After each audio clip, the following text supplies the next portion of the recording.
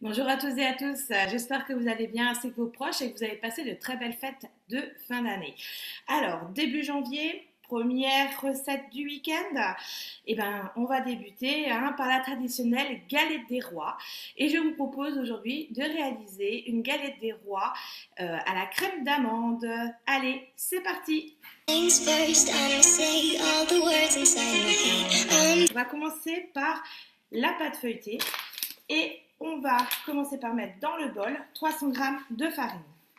On va continuer par mettre la même quantité de farine que de beurre, préalablement congelé en morceaux. C'est très important puisque nous allons faire une pâte feuilletée express. On y rajoute 2 pincées de sel, 150 g d'eau froide, très important pour ne pas décongeler le beurre. Des changements sur cette recette puisqu'il s'agit d'une recette de cookie dough, donc vous pourrez la réaliser en mode guidé. J'ai fait juste une petite modification par rapport au mixage justement de ma pâte. Alors là on a un pliage en portefeuille, notre pâte feuilletée. Normalement, en traditionnel, on va faire des successions de pliages pour lui donner ce feuilletage. Notre beurre ici est congelé, mais on va lui apporter un pliage différemment qui est le pliage escargot, donc encore plus rapide. Et pour pouvoir justement garder ces bouts de beurre qui nous permettront de faire lever la pâte, au lieu de mixer 30 secondes à la vitesse 6, je ne vais que programmer 10 secondes et rajouter si besoin. C'est la seule modification que j'apporte. Donc 10 secondes à la vitesse 6. Entre 10 et 12 secondes de mixage suffisent pour pouvoir obtenir cet aspect crumble. Donc j'ai effleuré mon plan de travail de farine et je vais donc transvaser mon crumble obtenu sur mon plan de travail. Donc là l'objectif c'est de rassembler mon crumble pour obtenir un pâton et je vais former un boudin. Donc mon boudin est fait, je vais encore l'allonger, mais avant cela je vais diviser par 2 ma pâte pour me permettre de faire le disque du dessous et le disque du dessus de ma galette des rois. Et j'ai formé un boudin plus allongé. Le boudin obtenu, je vais l'aplatir un tout petit peu et je vais faire mon pliage escargot comme avec la pâte à modeler, sauf que là c'est notre pâte feuilletée. Mon pliage est réalisé, je l'abaisse une nouvelle fois donc dans ce sens. Donc j'ai mon premier pliage et je vais en réaliser juste un autre derrière pour pouvoir l'avoir dans l'autre sens.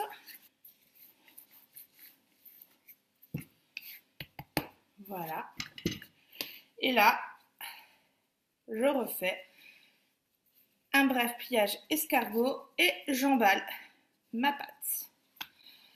On continue avec l'autre partie de ma pâte pour faire la même chose. Mes 2 pâtons de pâte feuilletée pliage en escargot sont prêts. Je vais les mettre une demi-heure au congélateur ou au minimum 2 heures au frigo pour que ma pâte soit bien fraîche lorsque nous allons faire le montage. Pendant que ma pâte feuilletée patiente tranquillement au congélateur, je vais en profiter pour réaliser ma crème d'amande. Allez, c'est parti, je vais commencer par mettre dans le bol 130 g de sucre. Je vais y ajouter 100 g de beurre doux et je vais y rajouter 30 g de crème liquide entre 30 et 40% de matière grasse. Et là, je vais mélanger le tout 20 secondes à vitesse 4. Je vais rajouter 130 g de poudre d'amande. Je vais donc mélanger le tout pendant 15 secondes sur la vitesse 4. Et pour finir sur les coutons en marche, je rajoute 2 œufs. Pour finaliser votre crème d'amande, on vous suggère, c'est facultatif, de rajouter donc une demi-cuillère à café d'extrait naturel d'amande. Alors je n'en ai pas. Alors vous avez envie d'apporter une petite touche personnelle, et bien écoutez, pourquoi pas rajouter une cuillère à café de rhum, ça peut être très sympa. Ou aussi gratter une gousse de vanille, il y a plein de possibilités. Aujourd'hui on vous propose une crème d'amande. Alors, entre frangipane et crème d'amande, quelle est la différence? C'est que là, dans la frangipane, on vous rajoute une crème pâtissière. C'est-à-dire que la crème d'amande qu'on vient d'obtenir, on va y rajouter un peu de crème pâtissière en la mélangeant et ça vous fera la frangipane. Voilà la différence. Bien sûr, vous trouverez plein d'idées recettes sur Cookidoo. Si vous n'êtes pas fan de la frangipane ou de la crème d'amande, on peut très bien mettre des compotes de fruits, faire des mariages très sympas ou rajouter par exemple de la framboise à la frangipane. Donc ma crème d'amande est prête. J'ai étalé mes pâtes, donc j'ai 2 disques. Pour avoir quelque chose d'homogène entre le disque du dessous et celui du dessus, j'ai pris une assiette, une grande assiette comme gabarit ou un plat. À vous de donner le diamètre que vous souhaitez. Là, c'est pour 6 à 8 parts à peu près. Et je vais mettre ma crème d'amande sur le disque. Pensez à bien répartir de manière homogène votre crème d'amande en veillant à avoir un bon centimètre et demi de marge entre la fin du disque et votre crème d'amande. On n'oublie pas de mettre la fève. Et là, vous voyez, j'ai the fève, puisqu'il s'agit du TM6. Donc, on ne regarde pas. Et sur cette bande extérieure, à l'aide de mon pinceau et d'un bol avec un peu d'eau, je vais humidifier un petit peu les extrémités. Pourquoi de l'eau et non pas de l'œuf? Tout simplement parce que l'œuf cuit plus vite que votre pâte. Et en cours de cuisson, ce qui peut vous arriver, c'est que la pâte se détache si vous mettez de l'œuf. Et du coup, vous perdez toute votre frangipane. Ce serait bien dommage. Et je vais maintenant poser le disque du dessus en essayant d'être symétrique par rapport à mon disque du dessous. On appuie un petit peu, pas trop non plus. L'objectif, c'est de souder, mais pas d'écraser votre pâte. Nous allons désormais réaliser le chiquetage.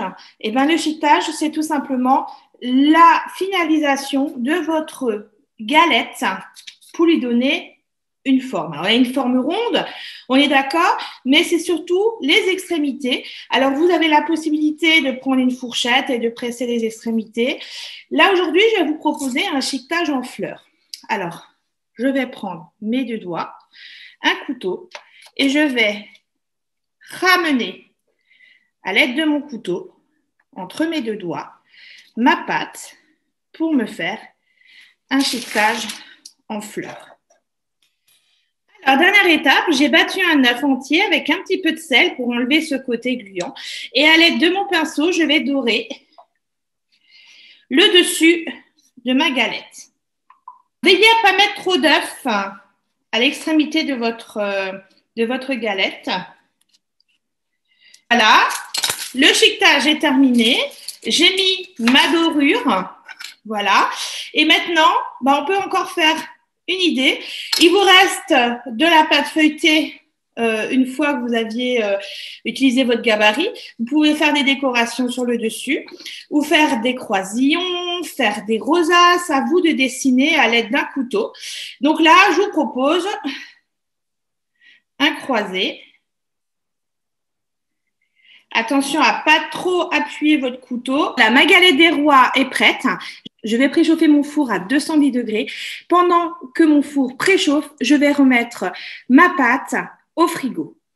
Alors, Un conseil que je vous donne, ne souhaitez pas prendre de l'avance pour préchauffer votre four. Remettez toujours, une fois que vous avez donné votre forme à votre pâte feuilletée, remettez-la toujours un petit peu au congélateur ou au frigo pour vraiment avoir ce choc thermique entre la chaleur de votre four et la fraîcheur de votre pâte.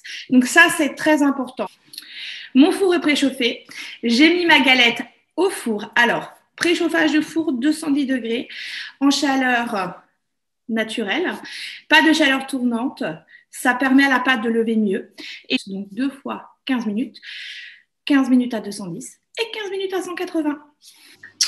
Voilà, ma galette est prête, il n'y a plus qu'à la déguster. À votre tour de la réaliser, puisque maintenant vous connaissez tous les secrets. Je vous souhaite une belle épiphanie et je vous dis à bientôt. Things first, I'ma say all the words inside my head. I'm fired